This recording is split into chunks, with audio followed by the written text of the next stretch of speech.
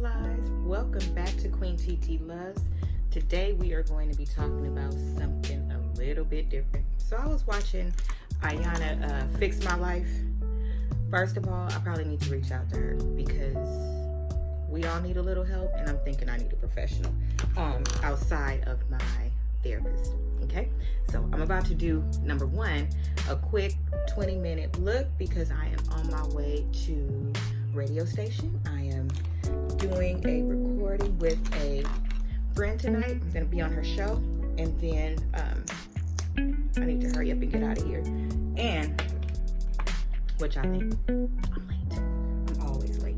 Okay, so first I'm gonna start with my eyebrows. So I was watching Iyanla, and it was this show about it was actually focused on a couple, and this couple is a celebrity couple, and the man keeps cheating on his wife, but of course she stays with him. She loves him very much. You know, the regular story. What's very interesting though, side note, is that I did a little I did a focus group with some younger girls, and it was a little bit heartbreaking because the perception that they have of dating and relationships and things like that, it's like really crazy. I just didn't understand how already they feel, I might need to use this, they feel a certain kind of way about the dating in total, in that they're not going to get like this fairy tale that they believe is out there, which is a faithful man who really loves you and does all the things like the Bible says, or like on a fairy tale where they love you so much they don't want anybody else. So that was very interesting and very telling that these girls feel this way so young. You know, they haven't even dated in real life a lot of people yet to have these assumptions of what it will look like. And they were kind of just going based on, you know, the relationships that they've had in high school and the relationships they've seen the people that they love go through, and just forming their own opinion on reality and what it looks like. And it's really heartbreaking that you're coming into the dating world and kind of already feeling that way. Like, really sad. But one of the things that Iyanla was pointing out is both the couple only have a mother figure in their life. So both of them only have a mother figure in their life, and she was focusing on like the role as a parent that is played to contribute to relationships, right? So she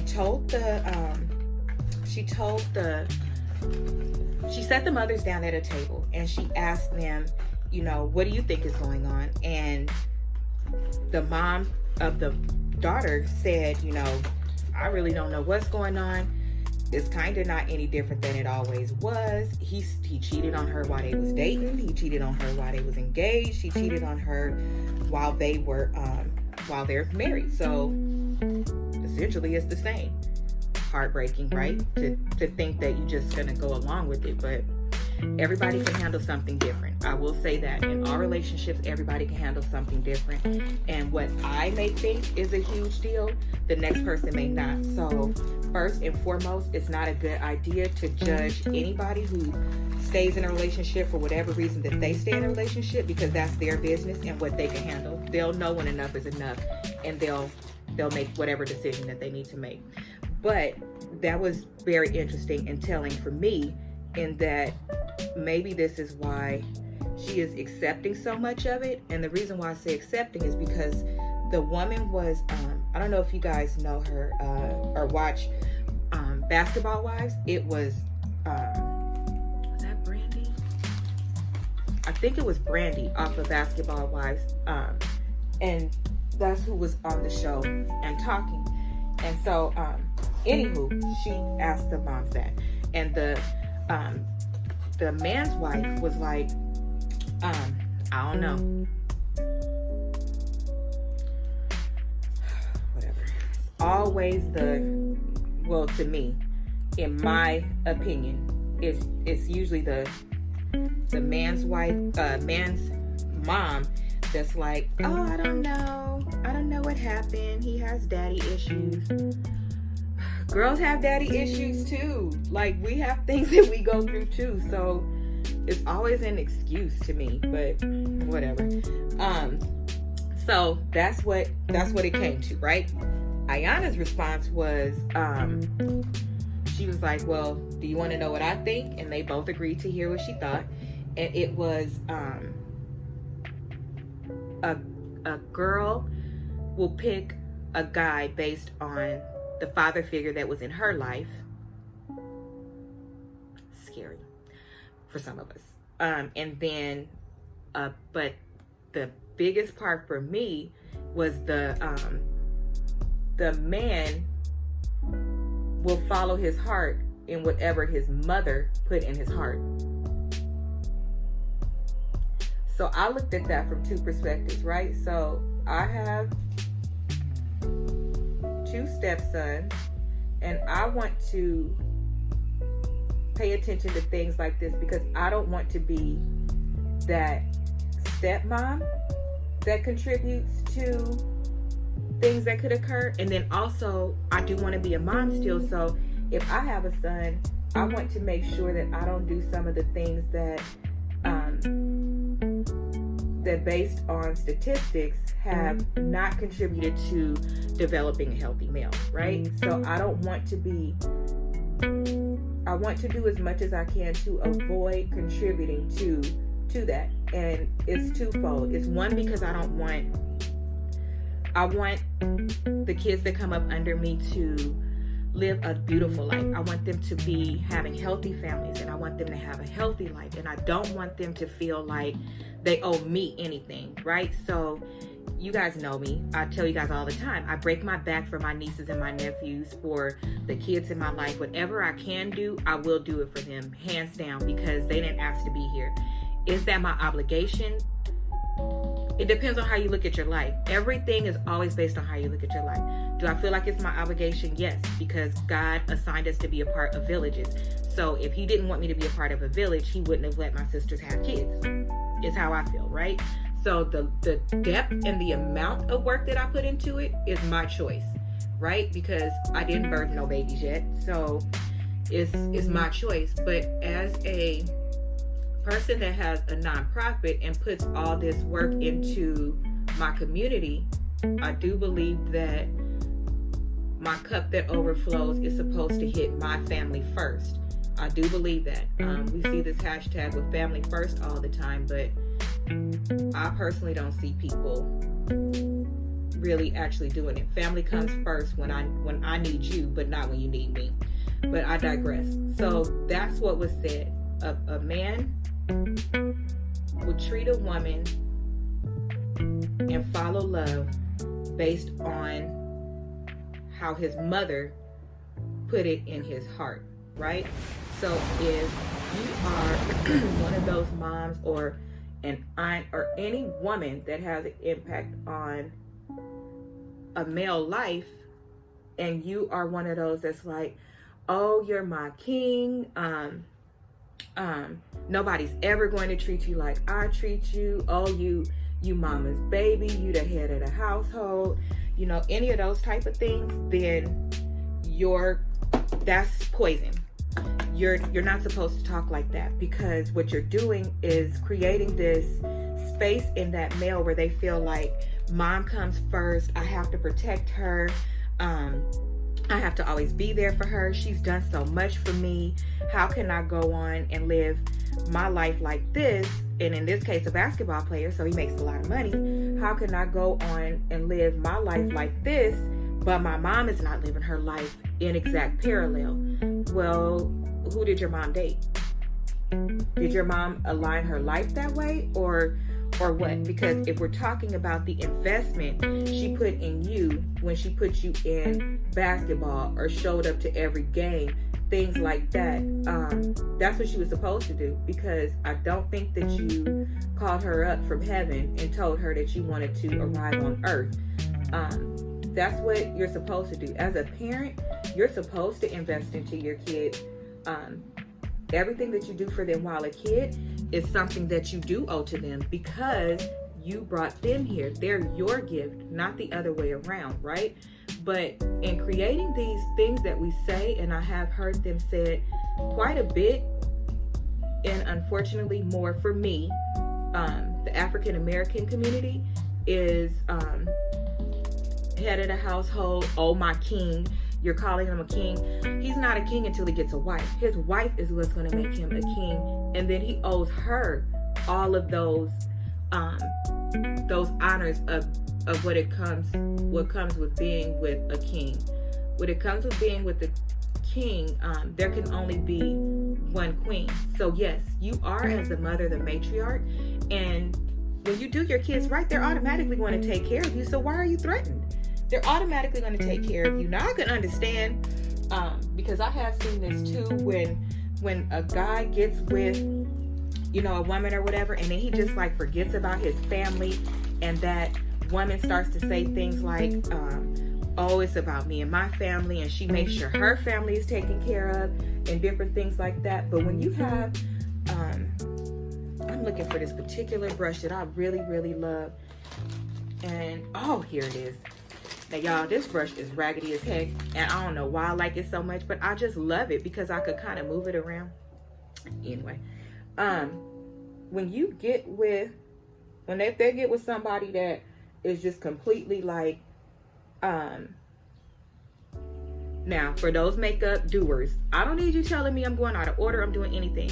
I do my makeup my way and it looks just fine, okay? Do it the way you need to. And I got about 8 minutes. Don't be in my business.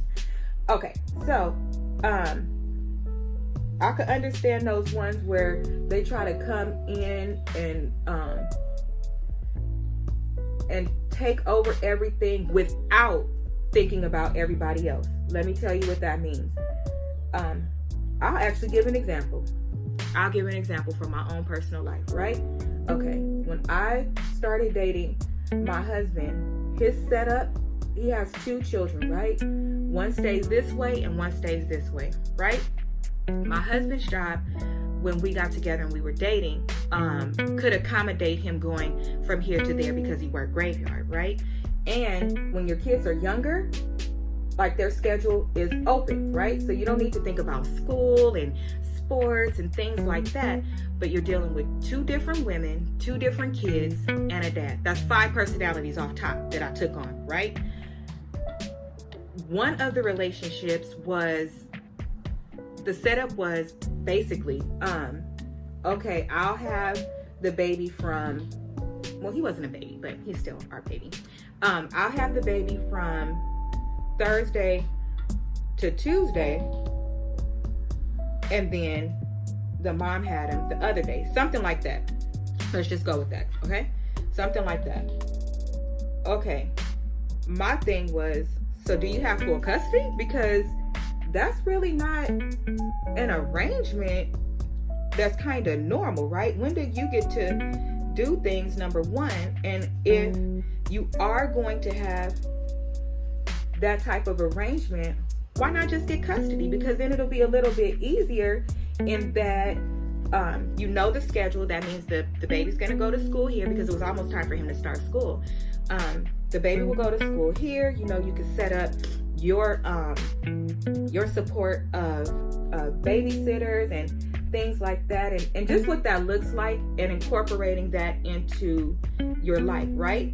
Because people will have kids outside of a relationship, want to continue with having a relationship, but not considering that new person in the relationship. If that's what you choose to do and where you choose to go with the direction, then maybe it's not a good time to date. So you have to consider that, right? You can't be wanting somebody to be in your world and take on your world as if it's their own, but have no opinion. That's not going to work. So you have to compromise and talk things out, right? So I personally wanted to visit the schedule and get more like clear definition around what that would look like, right? So coming in, yes, I have things that will work for me. You can decide if it works with what you want to do, and then we go from there, right? Everything is compromised. That's why conversations are so important, especially to have at the beginning, so you don't continue forward with something that doesn't work for either of you. And then you're at a crossroads because now, you love everybody, you're in there, you've been a yes person and agreed to everything. But now that you feel like, and people do this, and this is why I understand why mothers are a little bit protective, because people do stuff like this. They get in there and then, you said yes, yes, yes so much, but now all of a sudden that you got in there, now you want to work your way in. Now you want to be honest. No, that doesn't work. It's not cool. So I understand why mothers dealing with people that do stuff like that, why they're a little protective, because you tricked, right? You lied. You did, to me, that's catfishing. Tell the truth from the beginning. Now, granted, sometimes you could try things out and it works, and then it doesn't because things change. So remember I said my husband worked graveyard, and boyfriend at the time.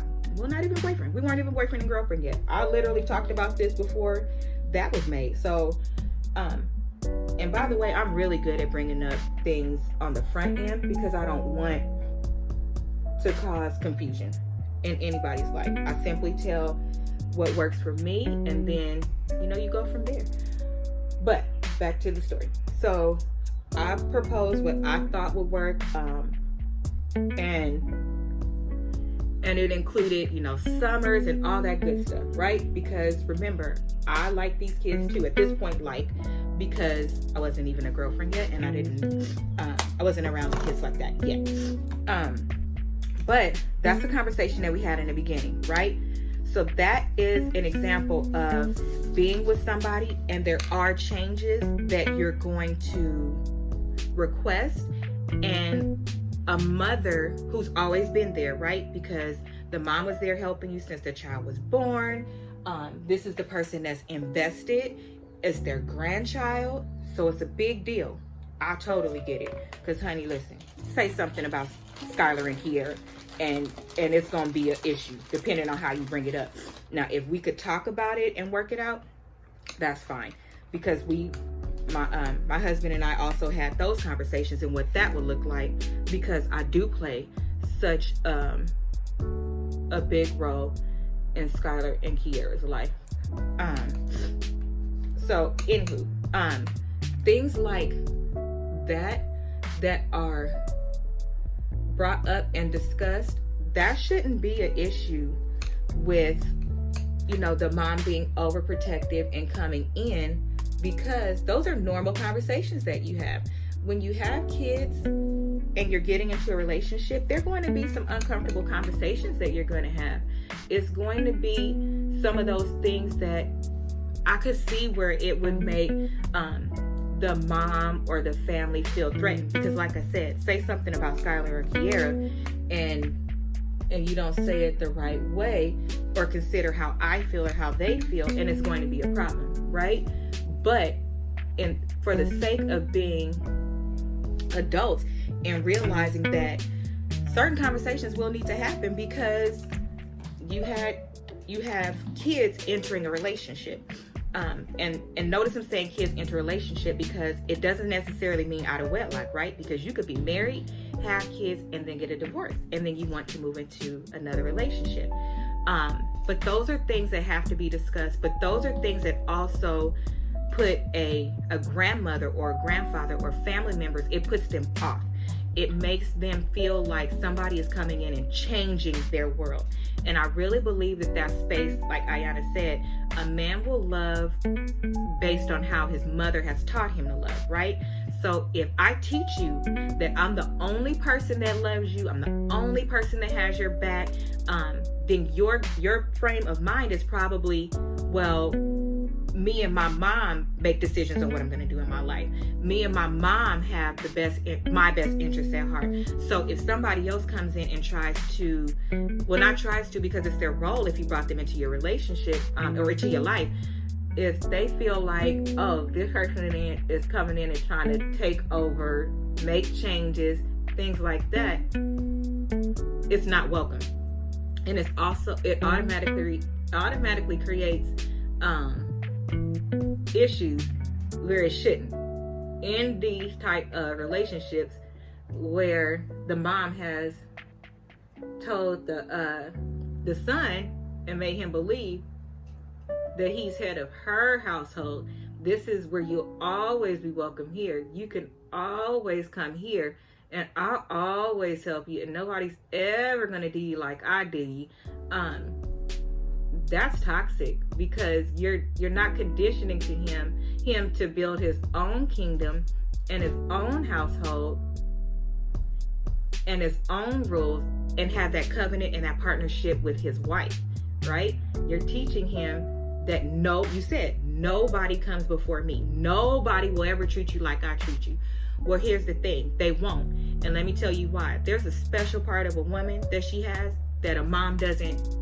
Okay, you know where I'm going with this. So no, you can't. When I signed on the dotted line with my husband, that meant that we became one. Anything that I do, he does, and vice versa. A mother and a son will never have that unless they buy a piece of property together. But in their normal, everyday and day-to-day life, that's not realistic. And so what you're doing is creating this space in their mind where they can't have a covenant with someone else, because they already have a covenant with you. They already promised you their whole life. They owe everything to you because you did all of this for me while I was a kid. You were supposed to. You were supposed to. I'm not going to praise you for feeding me. I'm not going to praise you for keeping the lights on. Those are things that you're supposed to do. I mean, I believe my lights is on right now, and I don't have a baby yet. So when my baby comes, I get to tell my baby, oh, well, you need to thank me because I paid the light bill this month. No, ma'am, that's not the way that works. No, your baby might be your greatest ambition because they are a gift to you, and they're amazing, and they really are all of these things. Kids give me life. But your son and your daughter, because I've seen it in daughter relationships too, for the sake of making sure that you all know that this isn't specific to just men. Women do it too to their daughters, but the way that they do it with their daughters is a little bit different, and I'll save that for another story. So for today, we are only talking about the impact that it has on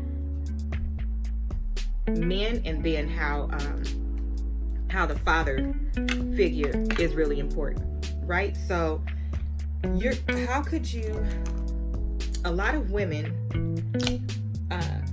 according to Iyanla, are conditioning their sons to think this way, and is thus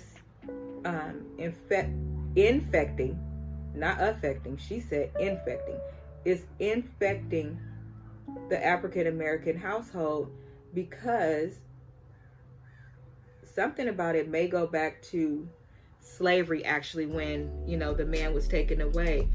And if there was a son, that son did step into that role.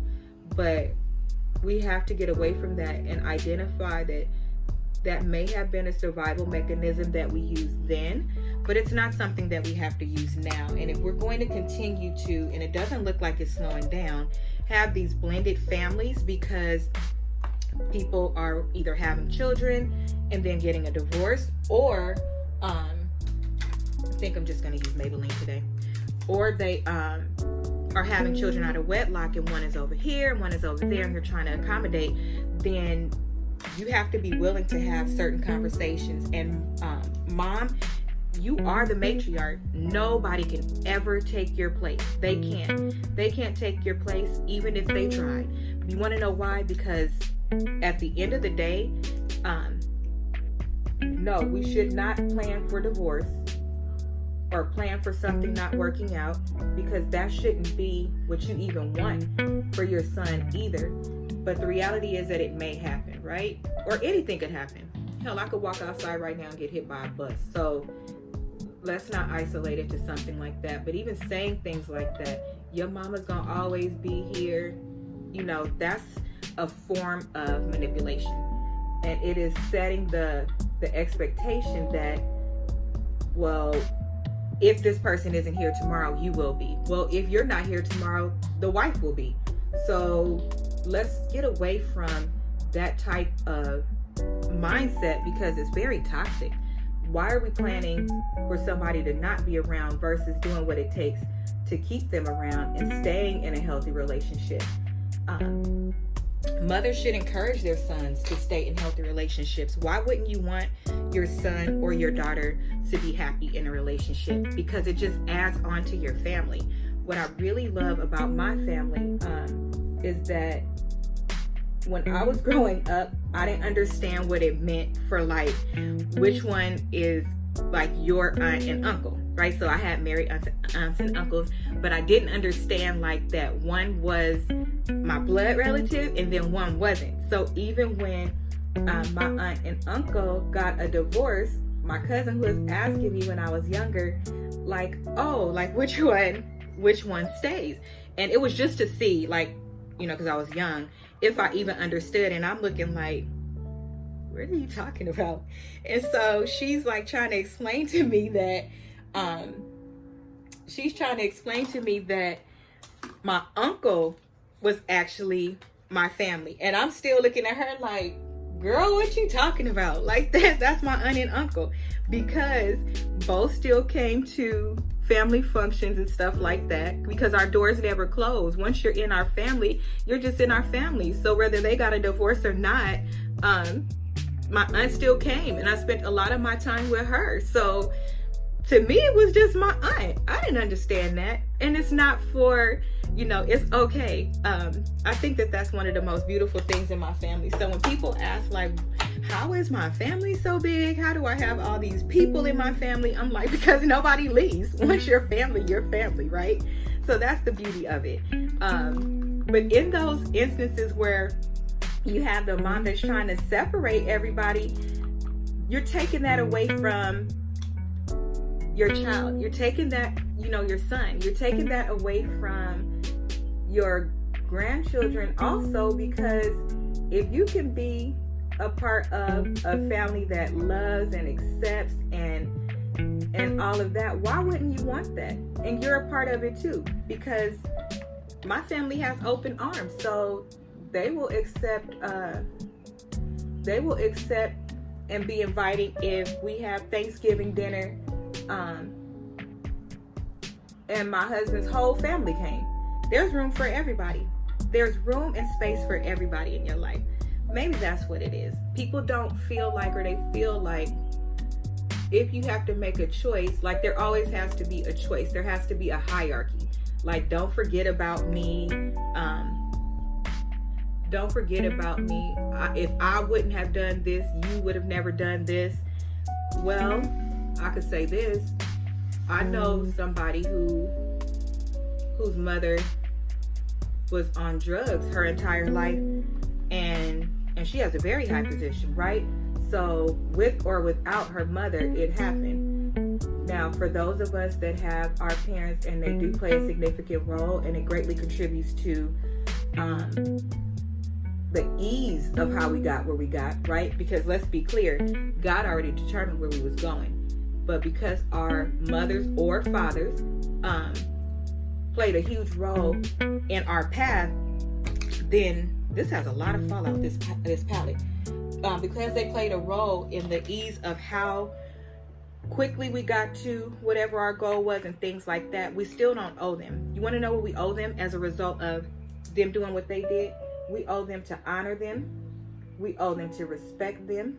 We owe them to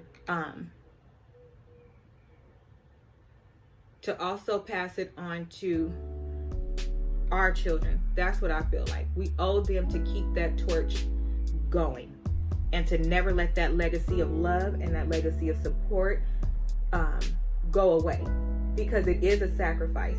Because parents don't have to do all the things that some of them do. Some, you know, really go above and beyond, and that part isn't promise. That's a luxury, right? Because I'm sure that there are parents out there that wish that they could, but they can't because they work too much or whatever the case may be.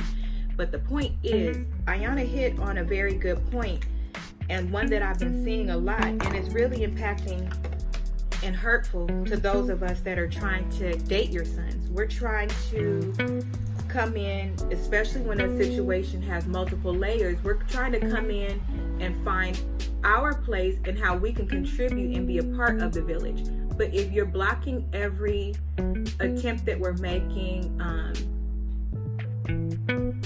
and not contributing to your son's thinking about the partnership of it all, and you're still saying things like, you know, you took my son, or nobody will ever treat you like this, or even if you're consistently saying something like, my door will always be open, you're contributing. Because if you hear something enough, it'll start to manifest, right? So if I'm consistently telling my son, oh, don't worry about what goes on over there, you know, I know you're married, or I know you're dating, or I know you have a baby by then, but you know, mama will always be here.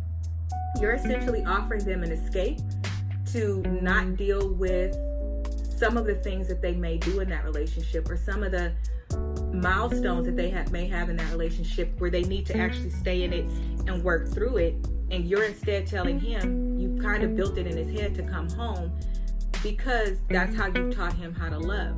You taught him that he doesn't have to stay and deal with anything, regardless to if he committed to a woman and started his own family, regardless to if, you know, if he's the one who created the issue, and so staying and working it out would be best. You're not treating him and teaching him anything that you are wanting out of your relationship. You're being very selfish in that you want to treat your son like he's your property. He's not your property. He's not. It says it in the Bible, leave and cleave.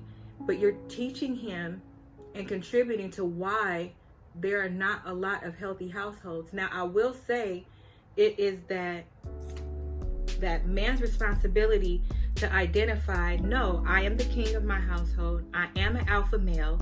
And stick a pin right there. We'll talk about that later. I am an alpha male. This is what I created. This is my family. I chose this wife. I chose to have these kids. And now the same way that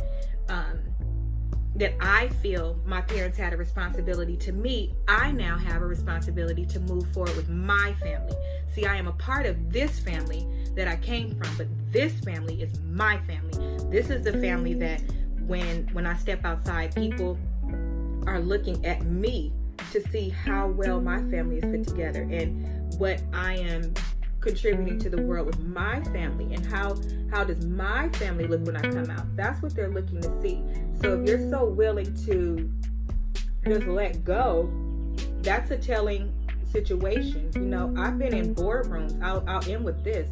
I've been in boardrooms where I've worked in very male-dominated fields, right? And so there has been situations where we're talking about hiring a particular person or promoting a particular person, and that world is they don't play no games. So they will be like talking about, oh, you know, yeah, this person would be great for this position, except for watch me blush, except for, do you see how his family looks? If he can't take care of his own family, how is he supposed to take care of my business? And it has been ones that have been like, unfortunately, sad to say this, it has been ones that have been like on business trips and not very honest with their wife, and they have been cheating on their wife. And you know, while they were with the crew, it was all fun and games and blah blah blah, but when they got ready to make a decision on who would be promoted into a role, it surprised the entire hell out of me, because I thought that that's the person that they would have chosen because they was all doing dirt together. So I was like, oh no, I know for sure this is who finna get it. And then to find out it was the one that was in the corner just doing their work, taking care of their family, coming in and going straight home, and that's the one that they chose to have that high role. And it's because they felt like they could trust that person better, and that person made better decisions and actually cared for different situations. That was crazy to me, because I'm like, you out there doing the same thing with the person, they doing it with you. But I digress. I guess they was like, yeah, I could do it now because I have my own business. This is my business. But if I'm about to trust you to run my business and you can't run your household, That ain't gonna work. So my last thing is to moms, I understand that it may be difficult. Do I understand from the perspective of I've been through it? I have. So when we think about things like even somebody saying, well, you don't understand because you don't have kids, but I've been a kid. I've been a kid with a dad that one wasn't around ever, and then the one that was around was in and out. So stop telling people that they don't have a perspective because their situation doesn't look like yours, because nobody's situation is identical. Stop using that as a way to deflect away from somebody offering their opinion or somebody having a feeling for it. Stop deflecting like that, because yes, will the situation be different if you're in it and you're working in it? Yes, just like your situation is in it every day. Even if you have a kid, every day of being a parent, there is no day of being a parent that tells you, on today do this and on today do that. So you're in no different situation than the person that doesn't have kids or is not in that particular same situation, right? I take advice from a lot of people. Like I said, I had a whole panel with the younger girls, and I found out so much information that it was partly scary and really hurt my feelings. But if you don't listen to certain people and take the meat and leave the bones, that's okay. But stop disrespecting people off top and being like, well, you're not in the situation, so you don't understand. Nobody is in your exact situation. And stop wanting to only agree with people that have the same exact thing to say as you, because that's toxic as hell. If that was the situation, then everything would be solved, right? If you could go to somebody that had the same exact situation as you and just get advice from them, then it would be solved, right? Okay, so since it's not, yes, I have an opinion. Mothers, stop doing it.